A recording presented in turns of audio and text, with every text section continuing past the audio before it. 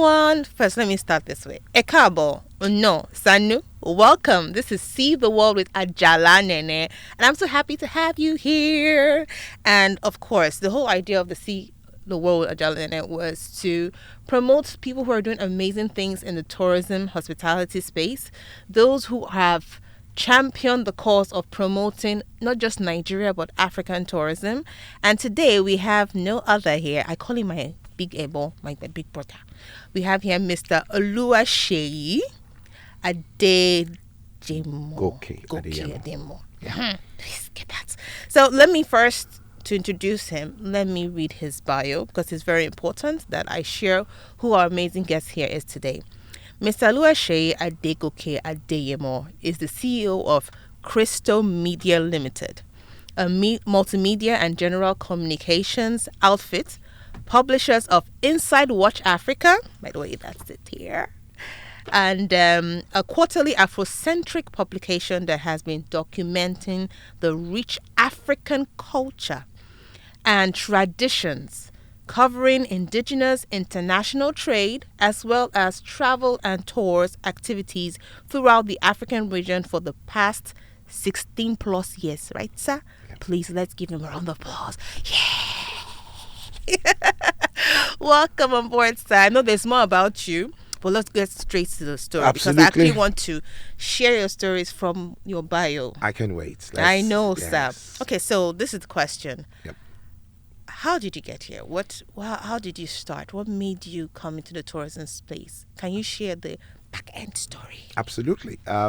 First of all, I'd like to thank you for giving me this opportunity to share this platform with you. In my opinion, we all need to put our heads together, share notes, and be able to tell the African story so that we can have that good, beautiful Africa that we all desire. So I was a custom officer. Wow. Yes, I was in the Nigerian Customs Service. I love the guy's uniform. Yeah, I was there for 18 years. Now, it was whilst I was there that it occurred to me that some of the things we consider as prohibited goods or criminal goods are goods that Nigerians ordinarily just want. And so people, traders, will go look for things that Nigerian wants and would come and supply them. For instance, if you bring rice into Nigeria, it is prohibited. And Nigerians want to eat rice. So I said to myself, maybe some of these things could be produced here. In fact, some of those things can actually be produced in Nigeria. So essentially, I said to myself, it's necessary for us to start to highlight possibilities, things that we can actually find behind our back door, that we end up traveling to Far East, but ordinarily those things are there. Yeah. And that's what sort of informed this. Of course, I wanted to do it still whilst I was in customs, but I discovered that I couldn't manage both. Okay. It was a tough decision, but I had to take it because it was clear in my mind that there was a need for us to highlight opportunities that are around. And so it was essentially a trade magazine when I was starting out. And of course, I was going to go into the nooks and crannies of Africa to say, guys, do you know that this thing is available just behind your house? So you don't need to really travel the world to get them in, and you don't need to become a criminal because you want to do business. And so that was what informed Inside Watch Africa. And it so is, sorry, sir, to cut you. So I say that first of all, this Inside Watch Africa was a trade. It was a trade. Just a trade, okay. Yes, it was focusing on trade investment, trade and all those kind of things. Guys, opportunities here. Within Let's Nigeria look at it. and Africa. Okay. And of course, so when you say trade, the tourism obviously is seated in the center of trade. And I like, when people accuse me, so how come you're spending most of your time in the tourism space? And I said, look, they were the ones who adopted me. So it was more like, okay, this is a child for every person in the trade, value chain. But the tourism people naturally, adopted me. And that's how come I kind of spend more time in tourism. Because, of course, for you to highlight and tell this story, you need to travel. Yes, so true. Travel to within Nigeria, Kaduna, Sokoto, Akwa Ibom, Calabar. I traveled Nigeria before I started traveling Africa, Ghana, Republic of Benin, Togo, South Africa, Yeah. Kenya, and that's what I've done. Just essentially going around to tell the African story from culture, history, and to sort of highlight the opportunities that are there for investments. So yes, that's how Inside Watch Africa started, and that's what we've done essentially for more than 16 years right now. 16 years. Yeah. All right, sir. So I know you do MC work. That's Master of Ceremony work. Yeah. And I see you do a lot more in the tourism space. What took you to that? Why did you start that side of your business? Okay. Essentially, it was a very, very interesting story. I actually started with South African tourism. It's very funny. So people notice that when I converse, they say I have some kind of character and I'm able to carry people along and all of that. And so there was a particular event. It was held, at the Federal Palace at the time, and I was seated in the audience, and the MC of the day was going to disappoint them. Wow! And they came to me and said, "Look, Mr. Adeyemo, we're in trouble. We need your help. Come and do this for us. We know you'll be able to do it." And of course, when you challenge me, then I give my best. I go all the way, and I killed it. Thank God, it was God. I prayed. I must quickly say this: I like praying a lot. I prayed a short prayer, and I went on stage and I delivered. By evening, because then they then had another evening, event that day. Yeah. The actual MC came in himself. Stood afar when he saw the way I was handling the event. And that's how the story started. I became the main MC for South African tourism event in Nigeria, South African Airways event, South African Eye Commission, and of course other embassies and other people started seeing your work, seeing my works and started to invite me. And of course, I must quickly add this: so you don't do such things just off the hook. I like to do things right. So I started reading up, watching videos, really learning about the trade, because it then occurred to me that this, like Inside Watch Africa, was going to take me around Africa. By the grace of God, I don't only do MC job in Nigeria, I do in South Africa, do in Ghana. Yeah, you just came back from one now. Yes, I just came back from one, from South Africa, yes. Yes, sir. Okay, sir. What would you say about, because this is about promoting tourism just in Nigeria and Africa, and why we say Nigeria, because that's where we are based. What do you think about our tourism space? Like, share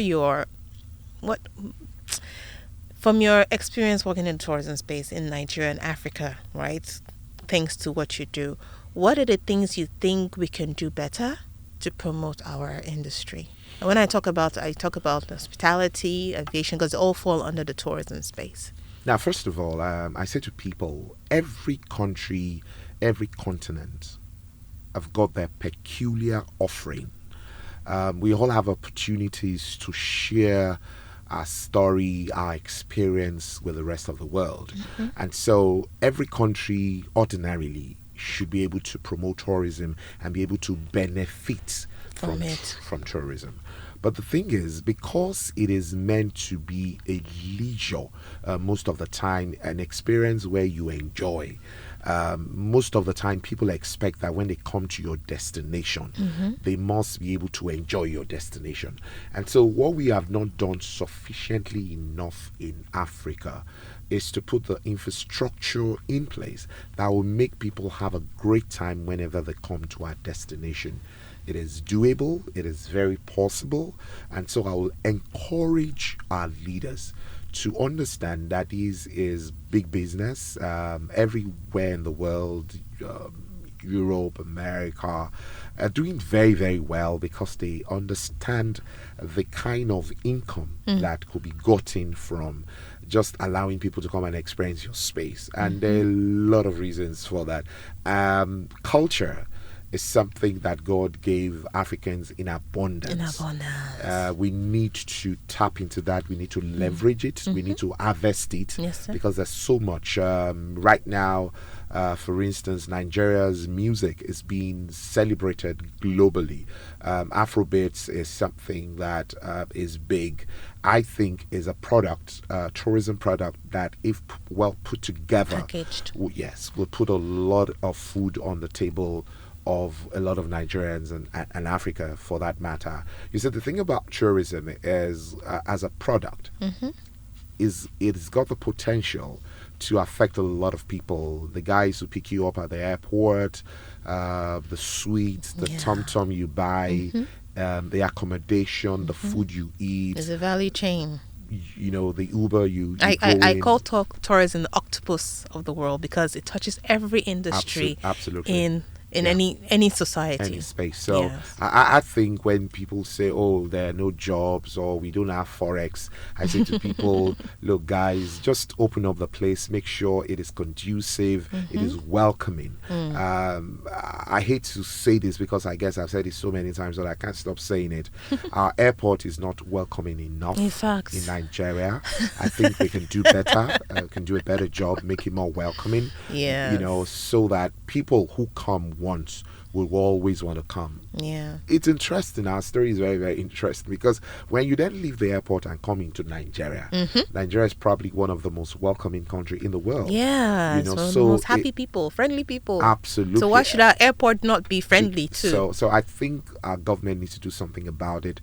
Then again, I also want to take this opportunity to talk about the visa. I was coming to that. Yes, please. Why are we Africans having issues getting other African countries? Like, I was trying to get visa for Zimbabwe, and they gave us, they blanked us for 1 week. By then, event had ended. They now responded to us like 2 weeks later that visa has been rejected. But why do we have that problem when it comes to visas within Africans? Okay, if you're from abroad, it's understandable. But Africans within Africans trying to get visa, why is that so hard? It will surprise you that even those people that you call strangers, the Europeans and all that, find it easier to get a visa. They're not that say they don't go through the stress, but it's usually easier for them to get. Why? I think it's ignorance, simply put. You see, barrier is something that you should not encourage. Visa has become a barrier in Africa, and it is especially for Africans to Africans. We talk about African free trade area. It cannot work if we continue to allow travel barriers, and which is what visa has become. And I keep asking the question, so $150 or $200, even $250 is nothing compared to the benefit that we will get if we remove that visa fee. Because I believe that sometimes people will argue that, oh, because of the visa fee. And I say to myself, $150, $200, if you really, really remove those things and you allow Africans to travel amongst amongst themselves freely, they will make more money. You will get more money. For instance, of the inflow. For the inflow, what they will come in to do. Because the thing is, so you come into a country, you just don't come into a country. You buy, you spend money. Yes. You buy things. You buy, things that you will take home. Memory. Souvenirs. Yeah, souvenirs and all of that. You eat in the restaurants. So I think Africans need to look at it. In fact, Nigeria, being the big brother in the house, should take the lead. Rwanda last year took the initiative, and they say, oh guys, every African can come into Rwanda visa free. I think that should be the duty of Nigeria. I think Nigeria should take the lead, and if we take the lead, you'll be shocked, surprised at the kind of things. Every other person will say, look, we will take, we'll follow Nigeria in that right direction. So I think it's something we need to really look at and quickly deal with. Yeah. So let's go to a bit of the fun part. Yeah. Now, what are the 3 things people don't know about you that we should know? I think it would be very difficult for me because I think I always throw everything out there. I'm very, very open with the things I do. But okay, maybe one thing that people do not know that I think I need to share is the fact that I like myself. I like my space. Now, people who meet me on stage and I'm talking and I'm everywhere. You're an extrovert. Yeah, they say, the guy. But I would rather, I'm in my space. I could be by myself alone for a whole day, 2-3 days, and I will not miss anything. Just give me food and give me my computer. I'll be good. But I also love people. So it's kind of a mix, So I love to be around people. I love to share thoughts. I love to learn, and so that I think is the only thing. But every other thing, I think I'm out there. I'm very, Okay, very share, open with that. share two more things then, even though we all know it. Share two more things about you that people need to know. I like to dance. Incidentally, I just came back from South Africa, and I was moving out of the hall, and these young guys, they were playing African music bits, and I started dancing. People were surprised, like, can Mr. Adeyemo dance? And I laughed and I said, so you don't know. And so the video is all over the place right now. See me dancing publicly, and people were just recording. They were just pulling out their phones and all of that. And so you're an entertainer. I love to entertain people. I love to see people happy. Yeah. It gives me a lot of joy when I see people happy. So that's another thing. That's number two. One more, sir. One more is I love Africa. I love this continent. Well, it's obvious. Our inside Watch Africa. Watch Africa, his magazine. I believe that we deserve better. We can enjoy Africa better than it is. And the secret in that is the fact that I could take you on even when you feel that, oh, this is my Ghana. I know, I don't agree. I believe that is our Africa. Our Africa. So if you don't do things right in your Ghana, you will find Mr. Adeyemo, who is from Nigeria, taking you on and saying, guy, let's do it right. Because I believe that Africa is a wonderful place. God took time to make this Africa, and it's very, very beautiful. Yeah, so it took time more. We should not mess it up. So I think that will be another thing that people don't know about me, because I could then get angry. People feel that, he's a very gentleman. No, not when you're destroying our Africa. I will not take it lightly with you. Yeah. Okay, then lastly, sir, to wrap this up, young people like me, because I'm still young, guys. Yes, I am. What advice would you give us as we're in this journey? Because one of the reasons I started this podcast is to, of course, spotlight people like you who are doing amazing work, both the older ones and the younger ones and the ones that are upcoming. And to also encourage them, because I've noticed that with all the things that's happening, especially economy, a lot of tourism businesses have either they've closed up or they've reduced their activities. How would you encourage us? Okay. What would you say to encourage us to keep at it at what we're doing? I'll just say to you clearly that for every person, there's a purpose. So the way God created the world as an ecosystem, we're all serving a purpose. Nothing is useless. So it might not be working today. It might seem that you're not getting the kind of benefit you expect to get today. I'll advise you to keep doing it. Stay in that space, because people must recognize and be clear about the fact that if they get to that bus stop or to that sport, they will meet Nene there. When that need comes, because God has created the world in a way that there will be always a need for you, if not today, tomorrow. They would come calling. They will need you. You know what? Then you'll have become an expert, because you have been doing that thing for a very, very long time. And so you have information, you're a consultant, you know so much about that space. You know, the thing about us is we all see the gain, we see the profit, we see the success. Yes. That costs some people something. They waited, they were disappointed, people discouraged them, it looked like it was not going to work. But if you stay in that space, I assure you, you'll be surprised at the kind of benefit you get, whether 1 year, 2 years, 3 years, at some point in time. Because that thing that you feel is not working today, the way God made this world, it will work someday. And when that time comes, they will expect to meet you there, and if you're not there, you will have missed the opportunity. So please, whatever you're going through today, stay in that space, keep doing what you're doing. You would be surprised when the gains and profits start rolling in, because there's a need for you, and that need is something you are going to benefit from when you start to deliver, because you waited and stayed in the space God kept you.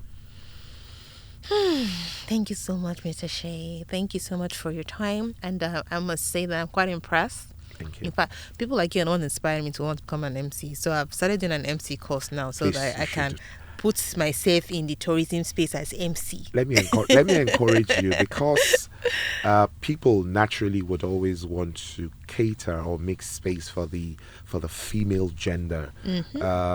It's becoming more difficult for us male Ew. to get job, because they would say, okay, let's get a female to do it, so please go for it. Thank you, sir. It's a great space. You're able to help people enjoy their event and make it more meaningful for them. And I know, and without trying to rub your ego or something, that you have all that it takes to do it. Please go for it, and it's a very good space to Uncle be. Shay is making me shine. I came here to talk about you, not about me. I just said you inspired me. No, I but just thank say, you, sir. Thank you, Sir Shay. Pleasure. Any last words for our listeners? Africa is a good place. Let's give it our best. We deserve the best as a people, and we can be the best. Please, let's stop folding our hands. Thank you very much, sir. So you could just wave.